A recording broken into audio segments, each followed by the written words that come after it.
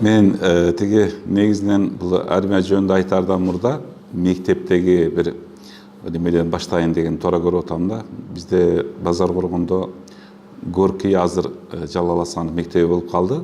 Ошол жерде бизде баягы баштапкы аскердик үйрөнүү деген НВП деп койчу эле даярдыктарды боюнча атайын сабагыбыз бар эле. Ошондо эле биз ушу куралга жакын болуп, ошондо дагы мектепте дагы ошондой сабактарга кызыгуу, анан баары бир биз мекенди коргоого барабыз. Ошон үчүн куралды биз милдеттүү түрдө үйрөнүшүбүз керек деген ой чоң эле. Окууну ийгиликтүү аяктап мектепти жүргөнүбүздө аскер комиссариатынан атайын чакыруу келди бизге. Барып катарга тизилдик кадимкидей. Ал жерден медициналык кароодон өткөрөт экен. Бизди армияга жарактуу деген жыйынтык чыгарды. Анда өзүңүздөр билесиздер, Базар Коргон району жок эле, Ленинский район болуп, Ленин району болуп, Кочкор Ата шаарына аскер комиссариаты чакыртылып, ошол жерден 4 апрель күнү армияга жөнөгөнбүз. Армияга жөнөрдүн алдында катарга тизилип, ошол жердеги жергиликтүү аскердик комиссариаттын командирлери ооган жергесине ким барат дегенде биринчилерден болуп биз кол көтөргөнбүз. Ошондо ооган жергесинде кандай согуш болуп атканында да жакшы түшүнүк болбой туруп, ошол баягы жаштык кез, жалын кез дегендей, биз барабыз, мекенди биз коргойбуз деп. Өзүңүз билесиз, ал кезде солдат буйрукту аткарган катардагы жокер катары кол көтөргөн бойдон ооган жергесине аттанып кеткенбиз. Ал мезгилде билесиз, армияга жараксыз болуп калыптыр деген өтө уят эле. Ошон үчүн армияга катуу ынтызар элек. Анткени армияга барып келген балдарды айылдын кыздары жакшы көрчү. Бул бардыгына жарактуу жигит экен деп. Анан ошол себептүү бардыгыбыз катарда туруп, ким барат дегенде баарыбыз кол көтөрүп жылганбыз да. Анан бизди 2 айдан кийин катардагы жокер деген статус берип, ооган жергесине оор жүк ташыган учактар менен ооган жергесине алып өттү. Биз ошол жүк ташуучу вертолет учак менен Шындант деген аэропортуна түшкөнүбүздө түшүп атсак эле туш тараптан автоматтын катарлаган ок атылган үндөрүн угуп калдык да. Анан эле мындай жаман акыбалда калдым мен өзүм. Биздин балдар деле көп эскеришет бул нерсени. Алар мен мындай жалган айтырганга жол койбошпайт да. Ошол катарынан эле автоматтык түрдө автоматтар атылып атканынан мен ойлодум, ушул жерден эле кайра артка салынат окшойбуз деп. Анын үстүнө биз барган вертолеттин ичине 3 Урал машинеде өлүк жүктөдү да, биздин көзүбүзчө. Ал деген биз түштүк, ошол вертолетко 3 машине Урал деген военный машина деби? Ошондо өлүктөрдү, жана сиңктерди алып келип, солдаттар кайгы капасы жок, жөн эле.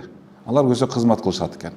Алып келип эле машинага алып келип жүктөшүп, кайра түшүрүп кеткенде эле мен ойлоп калдым, алыс узабайт окшойбуз. Ушул жерден эле кичине жылганда эле бизди атып, кайра ушундай гроб менен кетет экенбиз деген немеге келдим мен, чынындачы. Ал жерде дагы бир топ убакыт даярдыктан өткөргөндөн кийин бирден куралды бизге бекитип берди. Курал менен жатабыз, курал менен турабыз. Курал биздин ушул жан сакчыбыз, ишенгенибиз, ошондой бир аярлап мамиле кылып, бардык балдарга бирден курал берип, кол коюп алып, ошол куралга жооптуу кандай болгон учурда да.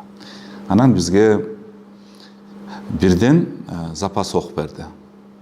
Буну атайын уур чөнтөк бар экен, кээ бирлерибиз погондун алдына, кээ бирлерибиз уур чөнтөккө тигип, 2ден ок берди, бирөө чындап атыла турган ок, ал эми бирөө ичине аты жөнүң жазылып, баягы окту алып туруп, ичиндеги дарысын төгүп, анан кагаз менен жазып аты жөнүңө.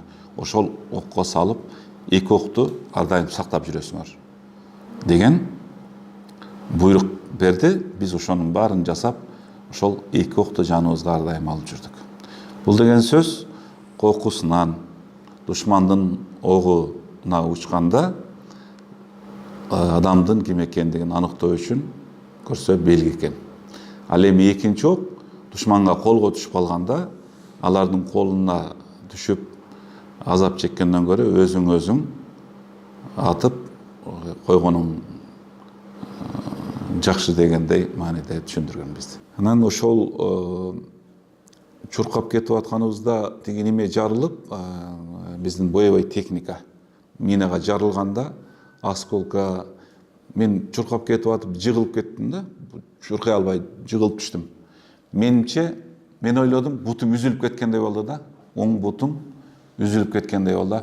И бутумдан үзүлдүм дедим да, бутум үзүп кеткендей болду билесиз, келип эле тийгенде. Кыйкырып эле жатып калдым, балдар келди, сүйрөп туруп эле бир жерге жашырып коюп эле анан карасам бутум бар экен. Бутум кадимкидей отказ берди да, басайын десем бутум жок болуп калды. Не болду деп карасам, өтүк кийчелекте өтүктүн кончунун алды жагынан экөө тешик бериптир, 2 осколка. Анан баягы тизенин арт жагынан, мындай каптал жагынан чоңу ошол жерге кириптир да. 2 ок кирип. 3 осколка, ок эмес. Минанын жарылганда жанагы бөлүкчөлөрү кириптир да. А көрсө баягы нервке тийгенде бутуң неме берет экен да, бутуң жоктой болуп, үзүлүп кеткендей болгон да. Анан эле жанагы бычактары менен өтүктү кести, шымды кести. Эч нерсе болбойт, жатыптыр деген ойдон кетишти. Мен ошондо тамеки тартчу элем да, чөнтөгүмдө ширеңке бар экен. Анан бутум бар экенин көргөндөн кийин отуруп алып кичине тамеки тартайын деп. Анан оюма кетти да, тиги балдар келгичекти, может мындай тайыз жеринде турса, күкүрттүн дәни менен алып коеюн дедим да. Осколканычы. Баягы түшүнгөчүлүк да бул дагы. Онан ошол тизенин арка жамбашка тийгенде күкүрттүн дәнин салсам, күкүрттүн дәни кирип кетип чыкпай калса болобу? Жана осколка тийген жергечи. Ал көрсө терең кирип кеткен экен да. Анан балдар келгенде айтты, мен күкүрттүн дәнин неме болсам кирип кетип чыкпай калды десем, балдар жинди, микроб кирип кетет. Деп анан госпиталга апардылар, госпиталдан анан врачтар сен ок атылбай эле күкүрттүн дәни атылыптыр деп күйлөп атып, медсестралар пинцет менен алышты да. Анан кызматыбыз бүтүп, Ташкентке самолетке отуруп калдык. Ага Шындандтан отурдук да, Шындант шаарынын аэропортунан Ташкентке отурдук. Ошол отуруп самолетто ага чейин көп укканбыз да, ошол солдаттар кайтып аткандагы самолетко ок атылганын билчү элек. Эми ушу самолетто атып койбосо деген коркунуч өтө катуу болгон да. Ошол жерден лептеп көтөрүлүп, ошол Ташкентке тынч аман түшө экен дегенде самолетто кучактап алып, ыйлап бири-бирибиз бардык солдаттар.